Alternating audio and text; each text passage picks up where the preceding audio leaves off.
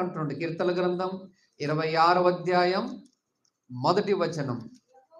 యెహోవా నేను యథార్థవంతుడనని ప్రవర్తించుచున్నాను, నాకు తీర్పు తీర్చును.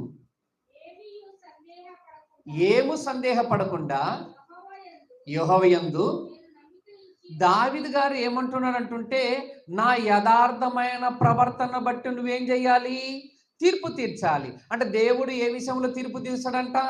యథార్థమైన ప్రవర్తన బట్టి, దుష్ట సంబంధమైన ప్రవర్తన బట్టి దేవుడు ఖచ్చితంగా తీర్పు తీరుస్తాడు అంటాడు దావీదు.